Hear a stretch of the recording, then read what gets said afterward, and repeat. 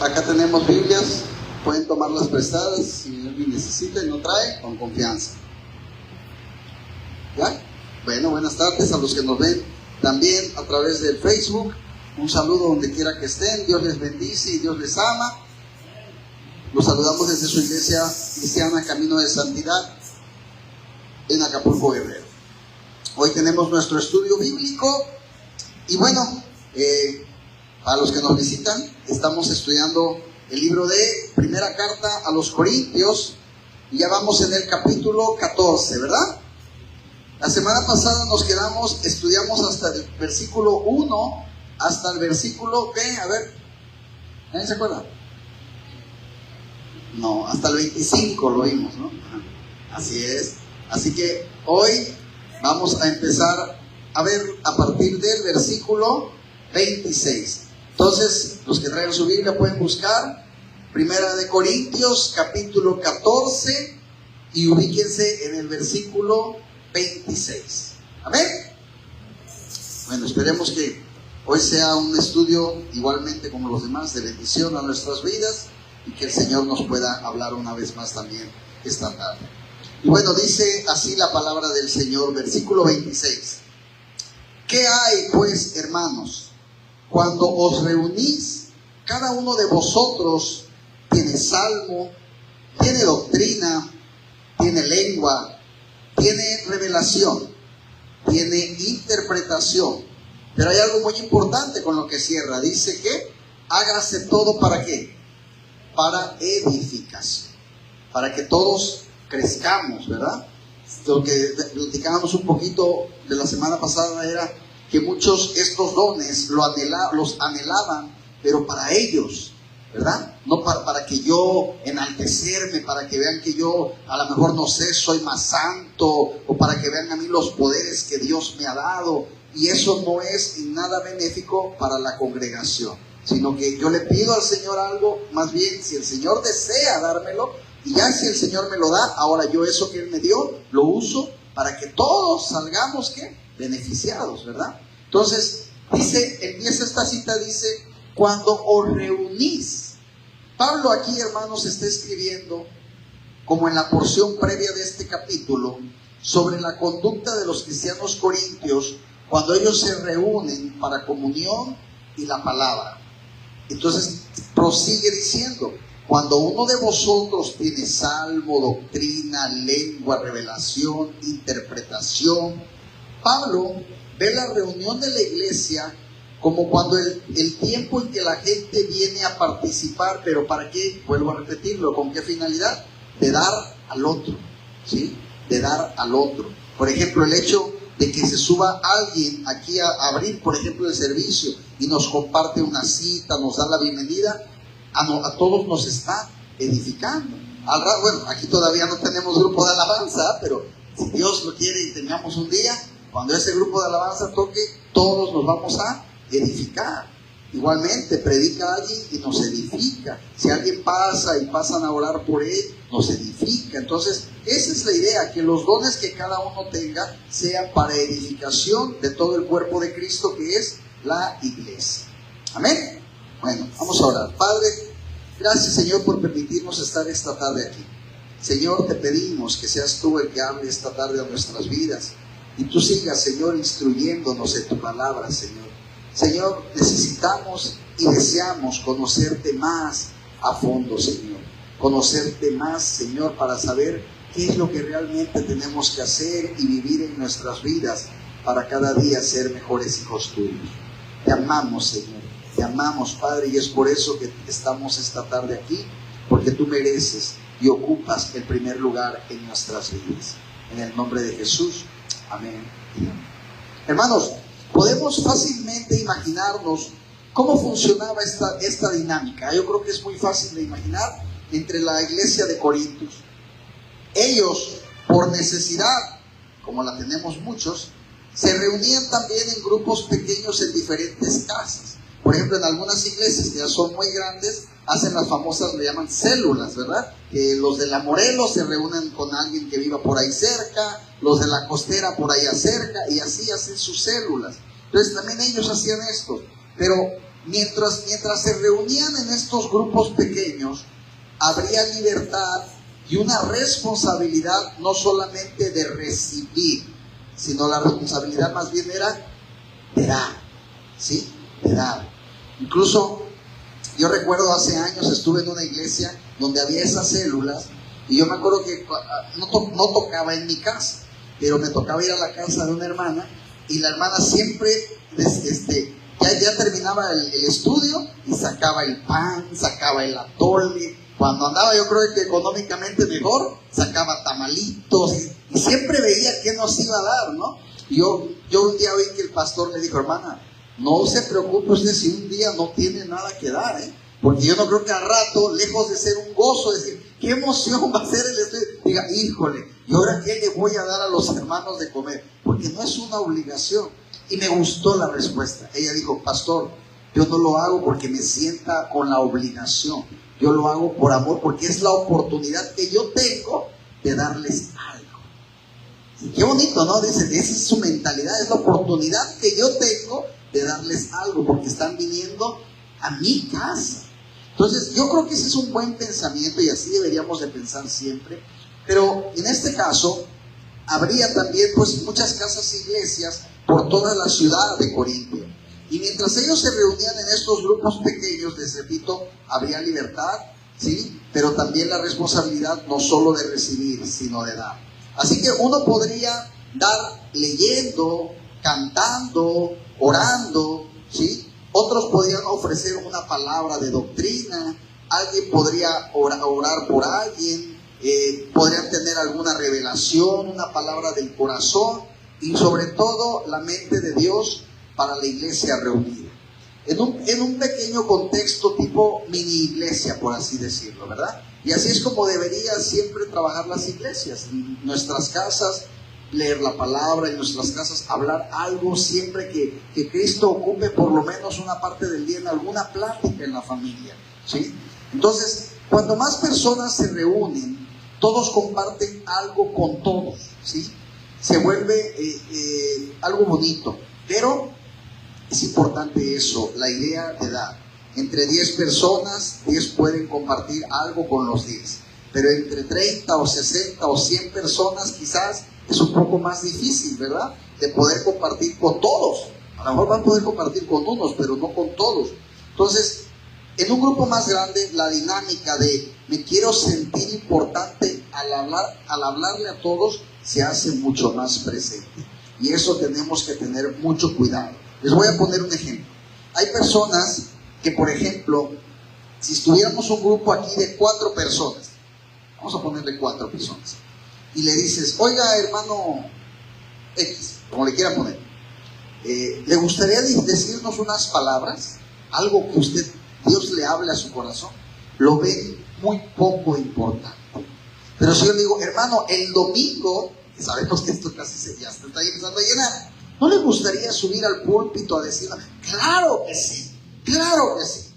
Entonces, aquí la pregunta es, ¿realmente sienten atraídos por compartir algo de Dios o solo se sienten atraídos por la atención hacia Él?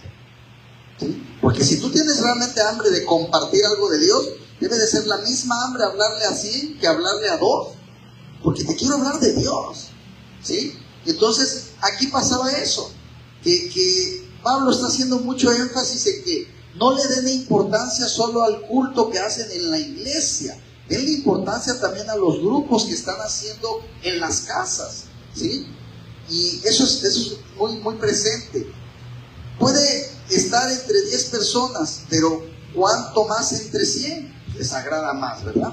Entonces es por esto, hermanos, que tantos son bendecidos y encuentran gran crecimiento espiritual a través de grupos pequeños, ¿sí? Como por ejemplo, a lo mejor no sé si lo vayan a comprender a como yo lo quiero explicar, cuando la hermana Susi les enseña aquí a los 4 o 5 que quieren de repente ya servir acá arriba, es un grupo pequeño que se están ahí edificando. Y quizá a lo mejor no les sería igual de fácil a la hermana Susi que le dijera, hermana Susi, enséñenle a todos al mismo tiempo a toda la iglesia. Va a ser un poco más difícil que estar concentrados por uno, por dos, enfocada más en qué necesita, en qué le falla, en qué necesita mejorar. Entonces, por eso Pablo hace mucho énfasis en el crecimiento espiritual a través de los grupos en casa, porque provee un contexto perfecto para la idea de todos comparten algo con todos, ¿sí? Al mismo tiempo, hay peligros potenciales dentro de este enfoque. ¿A qué voy? Es fácil para la gente de doctrina, vamos a ponerle doctrina pobre o doctrina débil, dominar el grupo, ¿sí? Es fácil para el grupo no enfocarse en la verdad de la palabra, sino en cómo uno se siente acerca de la verdad, que no es lo mismo. Spurgeon, un teólogo, una vez escribió a un hombre que venía de una reunión así, reuniéndose con un amigo, y le preguntaron, ¿cómo estuvo la reunión? Preguntó uno, y el otro respondió, oh, estuvo increíble, nadie sabía nada y todos nos enseñamos mutuamente. Fíjense qué hermoso, ¿no? Todos nos enseñamos mutuamente. Asimismo, o al mismo tiempo, el corazón de todos comparte con todos los demás puede tener lugar, en una reunión más grande de la iglesia, pero se expresa más en todos compartan algo con alguien más. Dice, ¿sí? Si alguno habla en lengua extraña, claramente, mis hermanos, Pablo no está prohibiendo hablar en lenguas en una reunión de la iglesia. Sin embargo, recordemos que él tiene primeramente la reunión de las casas, ¿verdad? Porque si la lengua tiene interpretación, hay un potencial para bendecir a otros, aunque él tampoco lo alienta como tal. Ahora dice, así que las lenguas deben ser reguladas cuidadosamente por 2, a lo mucho 3. Si ustedes deben hablar en lenguas en las reuniones de la iglesia, dice, no lo hagan mucho. Fíjate, por eso Pablo dice, la iglesia no. Es más, si lo pueden evitar, no. Y no estoy diciendo que es malo, simplemente que no es necesario, porque no va a edificarnos, ¿sí? No se enfoquen en las lenguas por turno. Dice, más de una persona no debería hablar en lenguas a la congregación al mismo tiempo. Y uno interprete. No hablen en lenguas, ni siquiera 2, a lo mucho 3, si no tienen alguien que interprete. Ahora, el hablar en lenguas, mis hermanos, en una reunión de la iglesia que no cumpla con estas guías tan fáciles, simplemente están erróneas. Simplemente. Yo no me puedo poner a hablar en lenguas y que nadie les diga qué estoy diciendo, porque no los estoy edificando. No nos podemos poner a hablar en lenguas todos, porque ¿quién va a interpretar? Y dice 2, a lo mucho 3, y por turno, aparte aclara, si yo termino, sigue el otro, si el otro termina, sigue. O sea, aquí no nos vamos a poner como locos, ¿sí? Y a veces yo me pregunto, todos donde se hacen todo lo contrario, me pregunto, ¿qué interpretación le darán a estas citas? Yo no estoy hablando del Antiguo Testamento, es el Nuevo Testamento. ¿Sí? Y a veces te dices, ay, hay cosas que tenemos que estudiar la Biblia, hermanos. Por eso es importante que estudiemos las Biblias, porque si no las estudiamos, es muy fácil que se nos engañe en cualquier lado. Es muy fácil, ¿sí? Dice, como algunas iglesias justifican su práctica de todos hablando en lenguas al mismo tiempo, en voz alta y demostrándolo, ¿cómo es posible eso? Muchos hacen una distinción falsa entre hablar en lenguas y usar una lengua de oración. Dirían por aquí, regula el hablar en lenguas, pero usa tu lengua de oración, no se regula en ninguna parte. Como tú oras con Dios, Dios no te puede decir, ya no me hables tanto. Puedes desatarte a todo lo que tú quieras hablar con el Señor. ¿Alguien de aquí se limita para orar con Dios? No. Entonces, esa es una distinción y una excusa para no obedecer a veces las Escrituras. Ahora, ¿qué hay de ocasiones donde parece que muchos están hablando en lenguas al mismo tiempo y sin interpretación, por ejemplo, como en el libro de Hechos, en Hechos 2? Podríamos decir que en su entusiasmo, en su emoción, ellos fueron un poco más allá del orden bíblico, pero ningún daño resultó de eso, ¿sí? Porque ellos estaban ahí, encerrados. A pesar de que en Hechos 2 los incrédulos creyeron que lo que hablaban, que estaban ebrios, pensaban algunos, ¿verdad? Así que nunca debemos estar demasiado asustados por un pequeño exceso de vez en cuando, pero que siempre debe ser guiado con cuidado y siempre debe de ser basado en un orden bíblico. Si estamos demasiado asustados, nunca también seremos conducidos libremente por el Espíritu Santo. Y en su lugar tendremos el orden de un cuerpo muerto. Es seguro, pero no hay vida. Y el Espíritu Santo vino a darnos vida. Y vida en abundancia, ¿no? Ahora, dice, y si no hay intérprete, calle en la iglesia. Pablo, mis hermanos, es muy claro. Que el don de lenguas esté bajo control de la persona con el don. No son obligados por el Espíritu Santo a hablar en lenguas si no hay un intérprete presente. El habitante de lenguas es completamente capaz de callar en la iglesia. Ojo, es algo que tú puedes controlar, porque el Espíritu Santo te lo da y te ayuda. Porque también me ha pasado escuchar gente que dice, es que no puedo parar. ¿Cómo no puedes parar? ¿Sí puedes parar? Es que no lo puedo controlar. Yo no creo que Dios te vaya a dar algo que tú no puedas controlar, ¿sí? Ahora, calle en la iglesia, dice, también nos recuerda que Pablo está hablando acerca del uso de don de lenguas en la iglesia, no en la vida de... ¿Por qué dice calle en la iglesia? No te dice calle en tu casa, calla cuando estés orando en tu intimidad. Dice calle en la iglesia, porque no vas a edificar si no hay intérprete, ¿sí? Ahora, hable, dice, para sí mismo y para Dios. Dice, háblale a los hermanos en lenguas, ¿no? ¿Para quién? Para ti y para Dios, nada más, ¿sí? En un sentido, mis hermanos, el asunto no es si una persona puede hablar en lenguas en una reunión de la iglesia. El asunto es si pueden hablar públicamente en lenguas durante una reunión de la iglesia. Siempre son libres de hablar en lenguas, pero para sí mismo y para Dios. De nuevo, para Dios nos recuerda de la audiencia del don de lenguas. Dios, no los hombres. Aunque las lenguas se dice que son una señal para los hombres, lo dice 1 Corintios en el 14:22, no significa que siempre es dirigido o destinado principalmente para los hombres. Cuando uno habla en lenguas, mis hermanos, está uno hablando para Dios, ¿sí? Vámonos al 29, del 29 al 33. La profecía también debe de conducirse en un orden, mis hermanos. Dice, asimismo, los profetas hablen 2 o 3, y los demás ¿qué? Juzguen. Y si algo le fuera revelado a otro que estuviera sentado, calle el primero. Porque podéis profetizar todos, uno por uno, para que todos aprendan y todos sean exhortados. Y los espíritus de los profetas están sujetos a los profetas. Pues Dios no es Dios ¿de qué?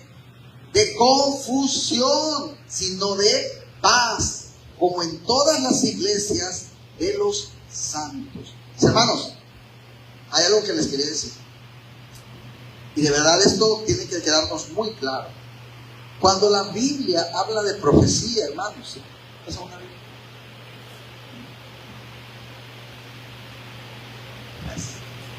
Cuando la Biblia habla de profecía, está hablando de esto. Aquí está la profecía escrita. Aquí está todo lo que pasó, lo que pasa y lo que pasará. ¿Sí?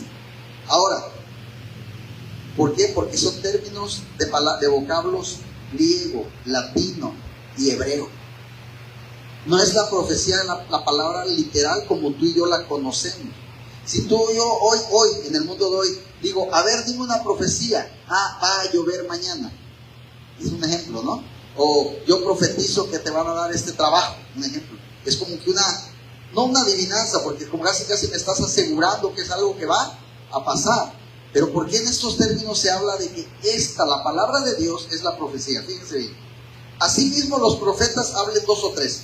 Si cambiáramos el término, profetas, ¿de quién estaríamos hablando? De alguien que lee la Biblia, ¿estamos de acuerdo? O sea, estoy cambiando un poquito las palabras. Entonces, si alguien va a hablar la palabra de Dios, dice, hablen 2 o 3, y los demás ¿qué? Juzguen. Es decir, voy a analizar si lo que me estás diciendo realmente está en la palabra de Dios. Dice, Y si algo le fuera revelado a otro que estuviera sentado, cae el primero. Es decir, pastor, yo siento que esto, que lo que nos está diciendo la Biblia, siento que significa eso.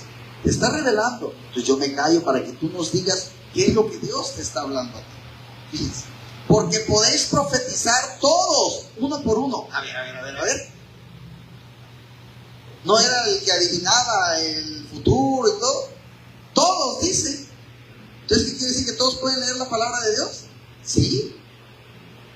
Dice, porque podéis profetizar todos. O sea, todos pueden subir aquí arriba y hablarnos de la Biblia. Pero que lo hagan, ¿qué? Uno por uno. Para que todos, ¿qué? Aprendan. A ver, les voy a poner un ejemplo. Bernardo, yo te profetizo que Dios te da cielos abiertos para que tengas un negocio. Les pregunto, ¿están aprendiendo algo ustedes? Eso es profecía. Para que todos aprendan. Aquí está la profecía. ¿Sí? Para que todos aprendan, y aparte dice, y todos que también sean exhortados. ¿A poco si yo le digo a mi hermano Juan Carlos que Dios tiene planeado darle el trabajo de sus sueños, tú eres exhortado? ¿No? Y luego dice, y los espíritus de los profetas estén sujetos a los profetas. Entonces, el espíritu de los profetas, ¿quién es el profeta, por ejemplo, en este momento? Yo estoy hablando de la palabra de Dios, pero mi espíritu debe estar sujeto ¿a quiénes? ¿Qué profetas? Los que escribieron esto. No hable yo cosas que no están aquí. Mi espíritu de profeta esté sujeto a los profetas. Pues Dios no es Dios de confusión, sino de paz. ¿Cómo en dónde? En todas las iglesias de los santos. Hermanos, hoy tiene que quedarnos muy claro el tema de profecías y de los profetas. Muy claro.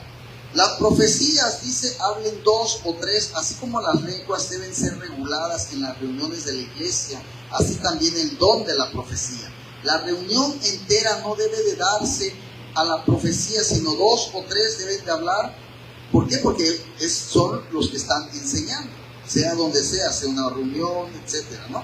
Entonces ellos son los que nos están hablando, nos están enseñando la palabra de Dios. Ahora, dice, aunque Pablo está mucho más a favor del don de profecía, ¿por qué Pablo estaba más a favor del don de profecía que el don de lenguas? Porque Pablo quería que estuviéramos hablando palabra de Dios, ¿sí? Entonces dice, él cree que la profecía debe de ser aprendida. Los dones del Espíritu nunca deben convertirse en el enfoque de la vida congregacional. La alabanza, la palabra son el enfoque, ¿sí?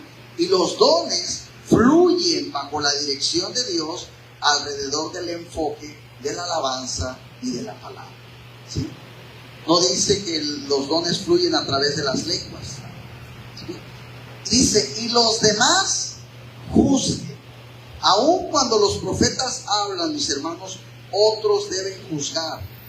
Ninguna palabra del Señor debe ser recibida sin consideración cuidadosa del liderazgo de la iglesia presente en la reunión. Como dijo Juan, amados, no creáis a todo espíritu, sino probad los espíritus si son de Dios, porque muchos falsos profetas han salido por el mundo. Cuando dice, aunque los profetas hablen, otros deben juzgar. ¿Por qué, hermanos?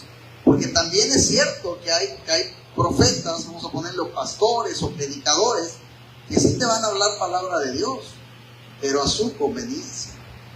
Incluso muchas citas las modifican y las acomodan de acorde a lo que ellos te quieren decir, ¿sí? Incluso te pueden decir, si tú no diezmas, tú te vas a ir al infierno. Y te puedes sacar una cita que puedes decir, sí es cierto, ahí dice, pero ya te la acomodaron, ¿sí? Entonces dice, por eso dice aquí, aun cuando los profetas hablen, otros deben juzgar. A ver, esto que dijo el pastor, lo voy a leer porque no me quedó muy, no le creo tanto, ¿sí? Entonces ahí sí, no, sí es cierto. O también decir, no, está mal lo que dijo. porque aquí eso no dice como tal. Entonces debemos de cuidar mucho eso, ¿sí? Últimamente he estado viendo que algunos compañeros, algunos hermanos de la iglesia, han compartido muchos videos sobre esta cita de todo lo puedo en Cristo que me fortalece, ¿verdad? Y ese es un ejemplo muy claro. Una palabra sacada, un texto, como dice por ahí, sacado de contexto, ¿sí? Yo recuerdo mucho que esa palabra o esa cita se ha usado por mucho tiempo demasiado mal. Por ejemplo, una mujer va a cocinar y dice, híjole, es que no sé hacer mole. Bueno, todo lo puedo en Cristo que me fortalece. Y al rato el pobre pueblo está vomitando porque no salió el mole como ella creía. Incluso a mí hace años, un día, yo le estaba comentando a alguien que me habían ofrecido un trabajo, pero que yo tenía que llevarme una camioneta. Y yo en ese tiempo no sabía manejar. Entonces yo le dije, me dice, ¿no aceptaste el trabajo? Ya estaba todo, pero al último les dije que no. ¿Por qué? Porque pues me tenía que manejar y yo no sé manejar. Es que tú hubieras aceptado. Tomás, todo lo puedo en Cristo que me fortalece, y agarras la llave. Y esa es la imprudencia, ¿no? Puedo atropellar a alguien, me puedo accidentar yo, pero no es lo que Pablo está diciendo, que tú vas a poder, mientras digas que en Cristo, todo lo que sea, lo vas a poder. A ver, Bernardo, súbete escalando esa pared. Yo no puedo, todo lo puedes en Cristo que te fortalece. No, Pablo está en la cárcel, Pablo está sufriendo, Pablo no está comiendo bien, y Pablo recuerda que un tiempo comió bien, se acuerda que un tiempo estuvo bien porque las iglesias le proveían. Entonces hoy Pablo dice, he estado en la pobreza, he estado en la riqueza, sé estar arriba, sé estar abajo, sé estar con comida, sé estar sin comida, todo lo puedo en Cristo que me fortalece. Voy a poder estar en cualquier situación de la vida si Dios está conmigo. Fíjense qué diferencia, ¿eh? Pero si yo vengo ahorita aquí y te digo, a ver, Irlanda, ¿no has vendido bien? Irlanda, todo lo puedes en Cristo que te fortalece. Mira, ven, aquí dice, y te voy a mostrar que dice esa cita. Entonces tú sales de aquí diciendo, sí, todo lo voy a llegar emocionada porque hoy voy a acabar toda mi ropa. Y no se le para ni un alma a Irlanda mañana. Ese pastor es chismoso, me engañó. Entonces, ya no se decepcionan, es más, lo peor es que ya no se decepcionan del pastor, se decepcionan de Dios. ¿Sí? Y no, tenemos que entender que no sacar textos fuera de contextos, ¿sí? Entonces, es muy importante esto, hermanos, dice que juzguen lo que se habla. Por eso siempre les digo, me gusta la gente que anote todo lo que dice, cuidado porque se me va a analizar lo que estoy predicando, va a llegar a su casa y va a revisar a ver si es cierto. Y es bueno, ¿sí? Debemos de ser así. Ahora, Pablo escribió en Gálatas, mas si aún nosotros o un ángel del cielo os anunciare otro evangelio diferente del que os hemos anunciado, sea anatema. Aun si un ángel del cielo viniera con un mensaje que no es, hermanos, debe ser reprobado y juzgado. ¿Por qué Pablo diría esto? Mas si aún nosotros o un ángel del cielo. ¿Por qué? Porque quiere decir que hay personas que en teoría van a representar que son buenas personas, pero quizás el evangelio que se esté predicando no es el correcto, ¿sí? Ahora, me gustó algo que leí un día que decía, puede ser que alguien predique algo que no es correcto, y puede haber dos motivos, que lo está haciendo a propósito para engañar a la congregación, o lo puede hacer por ignorancia, es decir, que él está predicando lo que a él le enseñaron, no quiere decir que se quiera aprovechar de ti, pero decía, sin embargo es importante que de los dos huyas. Y es cierto, porque al final de cuentas no es un evangelio que te está edificando. ¿Amén? Bueno, ahora, ¿cuáles son los estándares por los cuales debe juzgarse la profecía? Primero, que tiene que ser palabra de Dios, revelada y establecida. Dios nunca, hermanos, hay algo muy cierto, Dios nunca se va a contradecir a Él mismo. Nunca. ¿Sí? También, Él no va a dar el mismo don que le dio a los apóstoles y a los profetas que escribieron este libro. Y también es errado asumir que alguien escucha perfectamente a Dios, mis hermanos. ¿Han escuchado gente que puede decir, Es que yo clarito oí cuando Dios me dijo, levántate, ve y busca a tu esposo. Yo sentí que Dios era Dios hablando. ¿Sí? Y de verdad yo a veces me sorprendo porque la mente humana, hermanos, la mente humana es muy poderosa, muy poderosa. Incluso estudios científicos han dicho que el ser humano, el ser humano más inteligente que ha existido en la Tierra, ocupó el 9% de su cerebro. El 9%. No llegó ni siquiera al 50%. Yo no sé tú y yo en qué promedio andaremos, pero no creo que al 9%, porque el 9% fue el más inteligente que ha habido, que según fue Albert Einstein. Pero imagínense a alguien, no me imagino qué podría ser alguien que llegara al 20%, al 30%. Ya no digo al 100%, pero ¿a qué voy? El cerebro, la mente humana es capaz de muchas cosas. Es capaz de incluso de imaginar o de decretar cosas que piense que son realmente ciertas, verdaderas. Y hay gente que dice, yo oí la voz de Dios, ¿sí? Y yo estoy de acuerdo que Dios te puede hacer sentir. Yo sentí que Dios quería que yo hiciera eso. Es muy diferente que digas, yo oí la voz de Dios. Hay gente que dice, yo contesté el teléfono y era Dios hablándome en el teléfono. Hermano, ¿quieres que Dios te hable? Abre este libro. Abre este libro. Y aquí vas a oír la palabra de Dios. ¿Sí? Pero todo debe juzgarse con la palabra de Dios, mis hermanos. Ahora, es muy importante esto. Es errado asumir que alguien escucha perfectamente a Dios. Al igual que lo es poner demasiada confianza y fe en una inventada profecía, algo que no esté aquí. Es probablemente una mala idea, a lo mejor incluso meditar en ellas, porque es algo que no viene de Dios. Y gracias a Dios, hermanos, por la edificación, por la exhortación y el consuelo que trae la verdadera profecía, que es la palabra, ¿sí? Pero no dejen que eclipse, por favor, su fe, su confianza en Dios, lo que puedan oír de otros lados. Ahora, luego de una dieta constante de lo profético, algunas personas rápidamente se hicieron bíblicamente iletradas. ¿Qué es esto? Escogiendo un estilo de vida cristiano de llama a un profeta, más que estudiar la palabra de Dios, ¿sí? Muchos decían, llama a alguien que venga a hablarme de la palabra de Dios, cuando nosotros también la podemos leer, ¿sí? Muchos fueron abandonados a vivir continuamente de un arreglo profético a otro, su esperanza siempre en peligro de fallar, porque la voz de Dios fue tan específica en el dictamen, aunque muy imprecisa en cumplimiento, según ellos.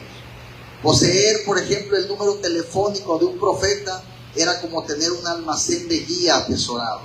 Pequeños cuadernos bien agarrados reemplazaron a las Biblias como el material de lectura preferido durante los servicios en muchas iglesias. Y hay otro estándar por el cual juzgar la profecía, que es el estándar de acuerdo, establecer un principio repetido por lo menos 6 veces en la Biblia. Por boca de 2 o de 3 testigos se decidirá todo este asunto. Esto le está diciendo y dando a entender Pablo a los corintios. Dios confirmará su palabra al corazón del liderazgo presente en la reunión. Por tanto, una profecía puede ser juzgada que no es de Dios, no porque contradijo las escrituras, sino porque el liderazgo juzgó que simplemente no era lo que el Señor quería decirle al cuerpo de la iglesia en ese momento. Ahora, para que todos aprendan y todos sean exhortados, esta es la meta. Hermanos, los dones son meramente siervos de este propósito. El propósito nunca es tener una lengua o una profecía en una reunión. Puedes tener cientos de lenguas, puedes hablar 10,000 profecías, pero si nadie aprende, si nadie es levantado, si nadie es reconfortado, ¿sí? No tiene sentido. No tiene sentido. Y si Dios escoge dar el aprendizaje y ánimo fuera de mostrar el don de profecía o de lenguas, es cosa de Dios. juzgamos sin éxito o el éxito de una reunión, no por si las lenguas o las profecías estuvieron presentes. Mucha gente incluso, llegan a decir, es que hoy no estuvo la presencia del Espíritu Santo. ¿Por qué? Porque nadie habló en lenguas. Hoy oraron por 10 y viste que a ninguno lo tocó el Espíritu Santo. ¿Por qué? Porque ninguno se cayó. No, eso no es una manifestación del Espíritu Santo. Dice la palabra de Dios que una vez que tú recibes a Cristo, tú recibes el poder del Espíritu Santo que mora en ti. ¿Sí? Entonces, no podemos llevarnos por ese tipo de cosas que no son. Ahora, lo que Dios necesita es que un pueblo aprenda, que tenga el conocimiento, ¿sí? Que un pueblo que sea animado, un pueblo que sea edificado y un pueblo que sea equipado, ¿sí? Y esto es con la palabra de Dios. Porque la palabra de Dios incluso dice, porque mi pueblo sufrirá por falta de conocimiento. ¿Conocimiento de qué? Ahora, ¿cuántos de nosotros antes de conocer esto sufríamos? Y vaya que bastante. Y no quiere decir que ahora no suframos, pero el sufrimiento es diferente, ¿verdad? Así que la misma palabra dice que su pueblo sufrirá por falta de conocimiento. Y no hace falta ser científico ni sabio, hermanos, para darse cuenta cómo está sufriendo el pueblo hoy. No hay conocimiento de Dios. No hay. Dios no es un Dios de confusión, mis hermanos. Si hay confusión y desorden en una reunión, en una iglesia, hermanos, tenemos que tener algo muy claro. No es de Dios. ¿Sí? Dios puede hacer cosas que no entendamos. Dios puede hacer cosas que parezcan extrañas, impredecibles para nosotros, pero no hace una atmósfera de confusión o de cosas raras. ¿Sí? Apenas ayer veía un video de un pastor que estaba orando por alguien y le dice, los que me tienen en WhatsApp los subí en mi estado, por si lo quieren ver, y dice, ahora ladra como perro, quiero que ladres como perro. Y el pobre hombre, y me quedo y digo, de verdad, o sea, ¿a Dios le agradará eso? Yo no me veo haciéndole a algo que es imagen y semejanza de Cristo, que es mi hermano en la fe, diciéndole, ladra como perro, ladra como perro. Y dices, ¿cómo puede ser esto? Dios no hace eso. Dios no hace ese tipo de confusiones, ¿sí? Entonces la gente, imagínese, si tú no eres un cristiano maduro, tú puedes salir diciendo, ay Señor, no me vayas a hacer ladrar como perro. Imagínate, o sea, de verdad dices tú, ¿a qué grado estamos llegando? Tan fácil, no digo que sea muy fácil, pero hablo de los extremos, tan fácil que es solo predicar esto. No necesito hacer otras cosas para llamar la atención de la gente, solo hablar de esto, nada más, ¿sí? Pero bueno, algunos en justificación de sus prácticas extrañas y no bíblicas, en las reuniones de la iglesia han declarado este principio espiritual: Dios no puede alcanzar el corazón sin ofender a la mente. Esto no tiene ningún sentido bíblico, hermanos. Esto resulta en la actitud que lo más confuso, loco y extraño que sea, debe ser más de Dios. De verdad que yo a veces digo, qué diferente era la enseñanza de Pablo en el Nuevo Testamento con lo que se enseña hoy. Yo no veo a Pablo diciéndole a alguien, aquí pinto una línea del Espíritu Santo y no puedes pasar, ¿verdad? Y allá va el otro, ¡ay! Se cae. O sea, no veo a Pablo haciendo eso, pues. No veo a los apóstoles, a Pedro, a Mateo, que ustedes me digan, diciéndole, en el nombre, se les cae. No hacían nada de eso. De verdad, yo digo ahora, perdón la palabra que voy a decir, payasadas. Y de verdad yo leo y releo la Biblia y a lo mejor se los voy a decir en tono sarcástico, esperando encontrar algo de esto aquí, para decir, bueno, sí tienen razón, pero por más que la leo, sigo sin encontrar nada de eso. ¿Sí? Pedro se para afuera del templo y lo único que le dice es, pues, no traigo dinero ni plata, pero lo único que tengo te doy, levántate y anda. Y se paró. ¿Quién fue Pedro? Es Dios usando a Pedro, pero fue un milagro de Dios. Y yo no veo a Pedro ahí diciéndole, te aviento el saco de la unción y no sé, el guarache de la unción y levántate y sóplale. Y, o sea, no, pues. Y a veces, ¿sabe qué le digo a mi esposo, hermano? No sé qué me molesta más, si el que predica o los que están allá. Porque yo puedo llegar a una iglesia, pues ya voy a buscar del Señor, quiero saber del Señor, quiero al Dios en mi vida. Yo llego y me siento. Y en el momento en que yo empiezo a ver eso, yo le digo a Leti, párate, vámonos mamacita, mejor te doy una torta allá abajo, o un café allá a la Sharon, porque aquí de plano, no. Entonces yo digo, ¿qué necesita esa gente? Pero ¿saben algo que me queda claro? Esa gente no te agarra la Biblia nunca. Por eso es muy fácil de ser engañado. Muy fácil. Pero bueno, vámonos al 34 y 35. Las mujeres no deberían juzgar la profecía o perturbar las reuniones. Dice, a ver, vuestras mujeres callen en las congregaciones. Dios mío, no creo que se lo tomen a pecho mi esposa y la hermana Susi no vaya a querer de hablar. Dice, porque no les es permitido hablar, sino que estén sujetas como también la ley lo dice.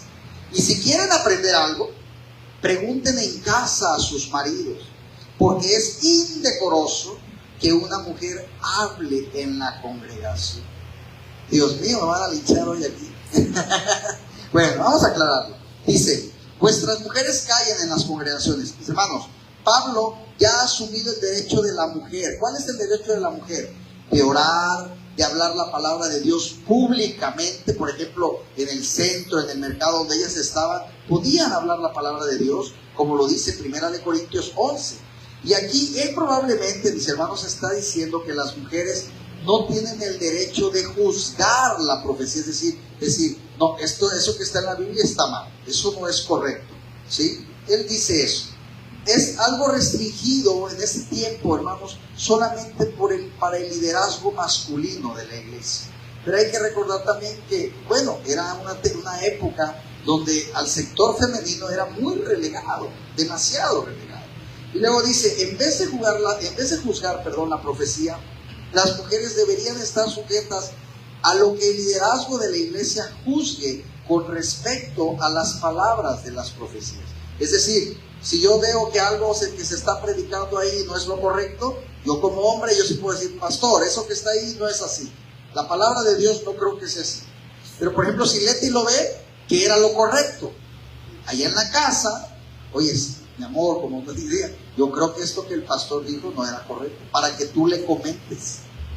¿Sí? No veían bien que ella como mujer se acercara al pastor a decirle, pastor, esto que usted dijo no está bien. Oye, tú eres una mujer casada, casi le estás faltando el respeto, ¿no? Tú háblalo con tu esposo, y ya que tu esposo venga y me diga. Así es como ellos lo querían manejar. Y si quieren aprender algo, pregunten, dice, en casa a sus maridos. Hermanos, independientemente del tema de las mujeres, ¿qué responsabilidad tenían los hombres de esta época? ¿Qué responsabilidad? Porque imagínense si mi esposa y mis hijos me preguntan algo de la palabra y yo no la leo, y yo no la estudio, ¿quién les va a enseñar a ellos? Era mi responsabilidad como hombre del hogar ser el sacerdote de mi casa. Y hoy hay mujeres, yo no digo que esté mal, que saben más de la palabra de Dios que el esposo. Tristemente, porque ese liderazgo espiritual lo hemos cedido. Hoy, lo he dicho muchas veces, hoy la mujer, independientemente de la religión que me digan, católica, es la que lleva a los niños a la iglesia, ¿sí? Cuando debería ser el hombre el que las llevara. Hoy es la mujer la que se encarga de llevar a los niños. Es que quiero que los niños aprendan de Dios. Y de verdad, las mamás están más preocupadas en el aspecto espiritual por los hijos que los padres. A los padres no les interesa, ¿sí? Y es triste, pero es cierto. Ahora, en el mundo antiguo, mis hermanos, al igual que en algunas culturas modernas, las mujeres y los hombres se sientan en grupos diferentes en las iglesias. Es normal todavía en muchos países, ¿sí? Y entre los cristianos de Corintio parece ser que había un problema. ¿Saben cuál era? ¿Por qué Pablo lo dice? Quiero especificar, antes de que guarden sus machetes, todavía no me vayan a linchar. Las mujeres, mis hermanos, en este pueblo, el problema es que estaban charlando o estaban perturbando las reuniones con preguntas. ¿Sí? Estaban siendo, en pocas palabras, muy indiscretas a la hora de la reunión. Los hombres callados y las mujeres estaban, no, es que esto no. Y entonces llegó un momento que los sacerdotes decían, habla con tu mujer, no me dejan ni predicar. No me dejan ni predicar. Entonces ellos le dicen a Pablo, y Pablo les dice, las mujeres, cállense, y si tienen alguna duda, allá díganle al esposo en la casa, porque están siendo muy imprudentes. Y eso, lejos de molestar, debería llamarnos como hombres y mujeres a ser prudentes, simplemente. ¿Cuándo y cuándo no hablar? ¿Verdad? No hablar. ¿Cuándo y cuándo no hablar? Ahora, ese era el problema. Por eso Pablo dice, no perturben la reunión. Fíjense bien. No dice, no hablen. Nunca hables de la palabra de Dios. No, dice, no perturben la reunión. Hagan sus preguntas en casa. Ahora, en las sinagogas judías, mis hermanos, porque también hay que entender el contexto, la historia. Los hombres y las mujeres se sentaban separados. No como hoy, que podemos estar juntos. Las mujeres de este lado, los hombres de este lado. Así se sentaban en las sinagogas de aquel tiempo. Pero si una mujer charlaba o le gritaba al esposo, ¿ustedes creen que le decían? Esto no me está gustando. Si el esposo está de aquel lado, ¿cómo creen que hablaba entonces? Gritaba, que el esposo estaba del otro lado. Entonces, obviamente todo esto se estaba saliendo de control, ¿sí? Entonces, la iglesia corintia pudo haber adoptado el mismo tipo de disposición de asientos, pero con muchas mujeres de trasfondo gentiles, porque había muchas mujeres gentiles. Ellas no sabían cómo conducirse en la reunión de la iglesia, y Pablo les está enseñando cómo. ¿A qué voy, hermanos? Muchos en aquel tiempo, quien era enseñado realmente en el Torá, es decir, en el Antiguo Testamento, eran los varones, eran los hombres nada más. Para la mujer estaba muy limitado el conocimiento bíblico. ¿A dónde se le daba el conocimiento bíblico a la mujer? En casa. El varón en la iglesia y la mujer en casa, ya sea por los padres y en un futuro por el esposo, ¿sí? Entonces, ese era el detalle. Entonces, para Pablo, quien sabía más de la palabra, ¿quiénes eran? Por lógica, los hombres, ¿sí?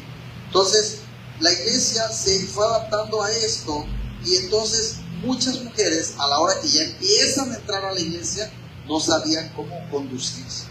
Ahora, es indecoroso, dice, que una mujer hable en la congregación. De nuevo, debido a que Pablo asumió el derecho de las mujeres a orar y hablar, profetizar bajo la autoridad, el contexto sugiere que hablar se refiere al juicio de la profecía, algo que debe hacer el liderazgo de la iglesia, es decir, a juzgar las escrituras.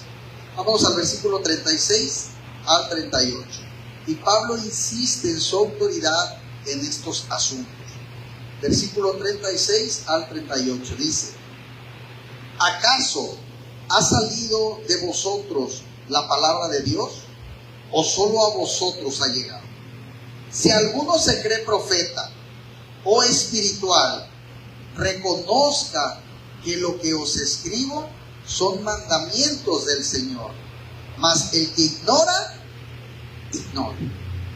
Fíjense, ¿acaso ha salido de vosotros la palabra de Dios? Pablo está considerando, hermanos, que quizás alguno de los cristianos de Corintio querían contender con él sobre estos asuntos. Él no quiere saber nada de ello. La palabra de Dios no vino de los cristianos corintios, vino a ellos. ¿A quién les llegó? ¿Por medio de quién les llegó la palabra a Corintios? Por medio de Pablo. Por medio de él les llegó la palabra de Dios. Entonces dice, ellos necesitan sentarse y escuchar y ser enseñables en lugar de contender con el apóstol Pablo. O sea, llegó el momento, ellos no conocían a Dios, no sabían nada de Dios, Pablo llega, los evangeliza, les empieza a enseñar la palabra de Dios, y después ellos contienen a Pablo que lo que él está enseñando está mal. ¿En qué momento pasaste de no saber nada ahora a saber más que yo? Dice Pablo. Ahora resulta que tú me quieres juzgar a mí, cuando yo fui el que te enseñó. Tú no conocías ni a Cristo, ¿sí? Ahora, si alguno dice se cree profeta o espiritual, podríamos imaginarnos en la siguiente reunión entre algunos de los cristianos corintios, alguien puesto de pie con una palabra del Señor diciendo: Pablo está completamente equivocado, hermano. Pablo, por adelantado, les advierte, diciendo que si alguien es en realidad un profeta o espiritual, va a estar de acuerdo con él. Fíjense cómo se adelanta, ¿eh? Antes de que me vuelvan, dice: si alguno de aquí de verdad dice que es profeta, que habla en lengua, entonces va a estar de acuerdo en lo que yo estoy enseñando. Entonces, obviamente, cuando tú dijeras: no, pues yo tengo don de profecía de lenguas, no puedes contradecir a Pablo, porque Pablo ya se te adelantó. Dice: si alguien va a saber, es porque va a estar de acuerdo con lo que yo enseñé o con lo que estoy enseñando. Algunas personas creen que si ellos son realmente espirituales, ellos no necesitan obedecer la palabra de Dios sobre estos asuntos. Ellos creen en sus propias mentes. Ellos son tan espirituales que las reglas no aplicaban a ellos. Pero si realmente, hermanos, somos espirituales, nos vamos a pegar a la palabra de Dios y no vamos a ir a algo más allá, ¿sí? Tú no puedes decir: es que para Dios lo correcto es esto, un ejemplo, lo que sea, y que eso no esté en la palabra, porque te estás escudando con que para Dios, ¿y en qué momento la palabra lo dice? ¿Sí? Entonces, si no está en la palabra, yo no puedo decir que esto es de acorde a Dios. A mí muéstramelo, y si está, te lo creo. Pero no me vengas a decir que no está en la palabra, pero sí es de Dios. O está o no está, tan fácil como eso. Mas el que ignora al final termina diciendo: ignore. Pablo realmente describe cómo considera él a aquellos cristianos quienes quieren pelear con él sobre estos asuntos. ¿Qué quiere decir? Ustedes son ignorantes. El que me quiere ignorar, ignore. Se va a quedar sin saber y sin aprender. Vámonos al 39 al 40. Es un resumen del capítulo, hermanos, en general. Dice: así que, hermanos, procurad que, y vuelvo a repetir lo mismo. Entonces, ¿de qué está hablando? Procura que, en otras palabras, hablarme de la palabra. Procuren hablar de la palabra. Aquí no te está diciendo: entonces yo quiero que tú, Jesús, vayas a decirle a todos cuánto van a ganar de dinero el mes que viene, que vayas a decirle eso. Yo quiero que tú, Bernardo, vayas a decirle qué casa van a tener en un futuro, porque esos son los profetas que conocemos hoy, ¿no? Yo veo cielos abiertos para ti. Yo veo victoria. Yo veo, y nadie dice: yo te veo que te vas a divorciar porque estás pecando. Yo veo que tú eres muy orgulloso y que no perdonas. No, nadie te da una mala noticia. Todos te dan buenas noticias, los profetas de hoy. Entonces, aquí no dice eso. Entonces dice Pablo: procura hablar palabra de Dios. Procura profetizar. Y no impidáis el hablar en lenguas. Bueno, pero háganlo todo decentemente y con orden. Cuando se reúnen como iglesia, mis hermanos, es mucho mejor ser una bendición para alguien más. Por tanto, la profecía o la palabra de Dios, ¿qué creen que sea más útil? ¿Esto o hablar en lenguas? ¿Sí? Hoy hay más iglesias que hablan más en lenguas que lo que hablan de la palabra de Dios. Y luego dice: no impidáis el hablar en lenguas. Aunque Pablo va a regular todo esto con mucho cuidado, e incluso desanima a veces el uso de lenguas exagerado, dice: hazlo allá, allá tú solo, no me interesa que vengan a hacerlo aquí a la iglesia, hazlo tú solo. Él no lo va a impedir, aún así. Dice: bueno, si lo quieren hacer, algo. Pero al mismo tiempo él animará en gran manera en que sea en una vida devocional. El don de lenguas, mis hermanos, no debe ser despreciado. Tiene un lugar valioso, especialmente en el tiempo devocional íntimo que tengas con el Señor. Pero las reuniones de la iglesia deben enfatizar la palabra de Dios y la bendición mutua, ¿sí? Pero hágase todo decentemente y con orden. ¿Por qué te dirá Pablo esto, hermanos? Muy fácil. Porque Dios es un Dios de orden y de paz. Y Él quiere orden cuando la iglesia se reúne, ¿sí? Cuando se le da un enfoque no bíblico a los dones espirituales, eso, mis hermanos, créanme, desacredita mucho la verdadera obra del Espíritu Santo. Y con frecuencia lleva a la gente a negar los dones porque ven un exceso no bíblico. Más, doy un ejemplo. Eso que hemos visto, muchos de nosotros, caer, rodar, llorar, vomitar, no sé, tantas cosas. ¿Cómo creen que los ven los no cristianos? Como, qué hermoso ha de ser eso. Yo quiero llegar y empezar a rodar en la iglesia. ¿Ustedes creen que lo ven así? ¿Saben cómo nos ven? Como loquitos. Incluso, se va a oír feo, como algo hasta demoníaco. Y créanme, por eso muchos van un día a la iglesia, no vuelvo a venir a este lugar, aquí están re loco. De verdad, hemos sido culpables de alejar a la gente que ha intentado buscar de Dios alguna vez por este tipo de cosas. Y debemos de cuidar mucho eso, hermanos. Por eso Pablo dice, con orden, con orden. Sin embargo, el orden siempre debe ser el orden de los vivos, no el orden de los muertos. Algunos han cultivado una atmósfera de tristeza, de depresión entre los cristianos, en nombre de hágase todo decentemente y con orden. Ese es el otro extremo, ¿verdad? Oye, aquí ni siquiera aplaude. No, todo en orden. Oye, aquí no te ríes, no, porque todo en orden. No, o sea, les digo, siempre nos vamos a los extremos, ¿no? Ya después hasta con un velo, no me veas mi cara, casi, ¿no? Pero no, tampoco es eso. Porque, hermanos, la verdadera alabanza hace que el corazón toques tus campanas, ¿sí? Y lo que cuelgue en sus banderines. Nunca alces tu bandera a medio ástil cuando alaban a Dios. Yo siempre les digo, cántale, alaban, gózate, ¿sí? No hagas correr cada color, dejen que los banderines ondeen en la brisa y que los poderes y pasiones de sus espíritus exalten y se regocijen en Dios su Salvador. Y ellos se regocijaron. Realmente estamos mucho más aterrados de ser muy felices, hermanos. Algunos cristianos consideran la alegría como una locura peligrosa, si no es que un vicio que te lleva a la ruina. Mira, hermanos, muchos de nosotros que estuvimos en el mundo, y algunos recordarán, cuando nos echábamos unas canciones acá de Pedro Infante o de Vicente Fernández, las cantabas, no importaba que te saliera el gallo, pero las cantabas con todo pulmón, y no te daba vergüenza que te oyera, porque estabas dolido, dijera ardito, y canta, y hasta llorabas. Échale, súbele todavía, que ahorita le voy a subir el volumen. Pero tía, canta una alabanza. Despacito, porque me va a oír el hermano que está aquí a un lado que canto re feo. Canta aunque se te salga el gallo. ¿Sabes por qué? Porque no le estás cantando al hermano, le estás cantando a Dios. Y yo te voy a decir algo, yo tengo a mis hijos, cuando los oigo cantar, para mí cantan hermoso. A lo mejor yo sé que ya se les salen los gallos, pero para mí cantan hermoso porque son mis hijos. Y así es como Dios te escucha cuando tú le cantas.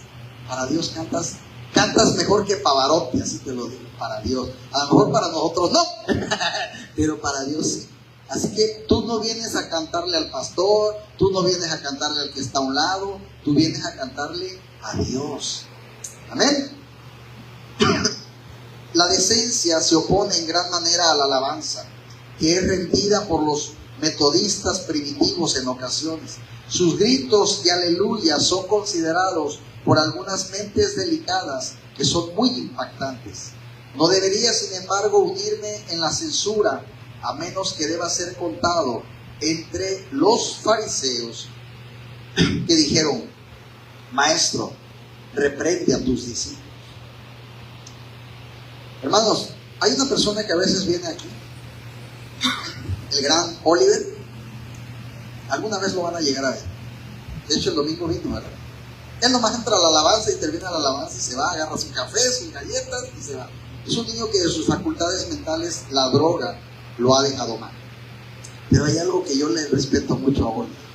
Cuando Oliver entra y están las canciones de júbilo, él se sale de su butaca y se pone ahí en medio y empieza a saltar y brinca y goza y se alaba.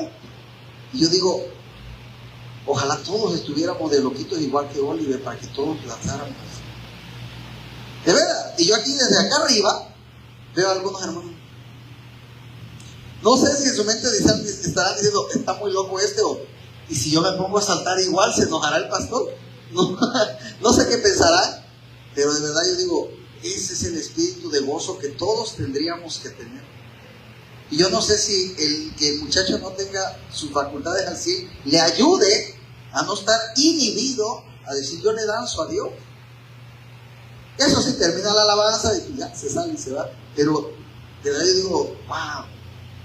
Y siempre, ¿verdad? Siempre cómo se goza y brinca y da vueltas y canta, porque se la sabe. La droga ya hizo lo que tenía que hacer en su cerebro, pero hay algo ahí que es Dios recordándole lo que alguna vez él aprendió, ¿sí? Y de verdad, si algún día lo ven, yo los invito a que en vez de que lo critiquen, se le unan y empiecen a bailar ahí con él, ahí en de verdad, porque eso es gozarte en el Señor. Y me figuro mucho cuando David entra y David va cargando el arca y va danzando y va gozándose, y la mujer del balcón dice, ay, mi esposo, no puede ser, qué ridículo está haciendo. Y entra al palacio y lo primero que hace la mujer le dice, eres el rey, que no te da vergüenza que la gente te estuviera viendo cómo venías ahí. Qué vergüenza, de verdad. Y él le dice, yo vengo danzándole al Rey de Reyes. De verdad, dice, yo vengo danzándole al Rey. Y se enojó fuerte con su mujer, pero la mujer le preocupó más que el que dirá, el quedar bien con la sociedad. Y a David eso no le importaba. A David, ¿con qué le importaba quedar bien? Con Dios. ¿No? Hermanos, desearía que más gente fuera tan seria, incluso tan severamente como solían ser los metodistas. Dice, en el día de nuestro Señor vemos que la gente expresaba el gozo que sentía. No estoy seguro de si lo expresaron de la manera más armónica, pero a cualquier grado lo expresaron en un grito afable y vigoroso. Eso lo dijo un gran teólogo como Spurgeon. Y de verdad, es algo, hermanos, que yo creo que de verdad este capítulo nos ha dejado una gran enseñanza sobre las lenguas, sobre la profecía, y que quede claro esto. Esto es profetizar. Profetiza. Habla la palabra de Dios. ¿Sí?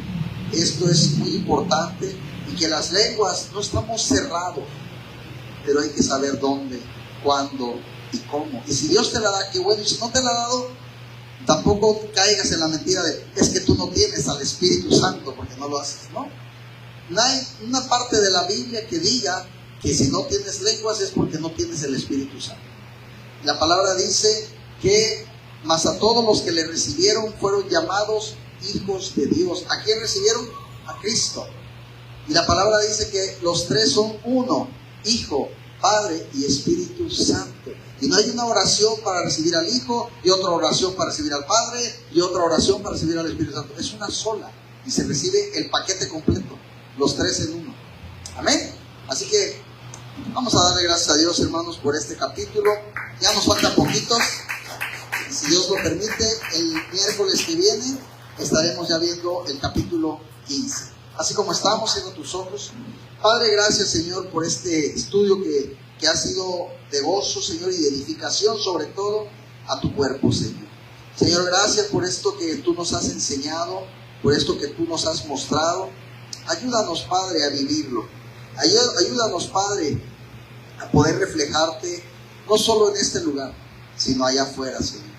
Señor, que yo pueda manifestarte, que yo pueda representarte de una manera digna. Y como cuando tu Hijo Jesús estuvo en la tierra y dijeron, en verdad, Él es el Hijo de Dios, la gente puede hablar de mí lo mismo. Que la gente, al escucharnos hablar, al ver dónde vamos, al ver cómo actuamos, al ver cómo somos, la gente pueda decir, en verdad, ella, él, es una hija o es un hijo de Dios. Señor, lo anhelamos y te pedimos perdón si hemos fallado en esta tarea, Señor. Ayúdanos y guíanos, Padre. Solamente te pedimos que no nos sueltes de tu bendita mano. En el nombre de Jesús. Amén y amén.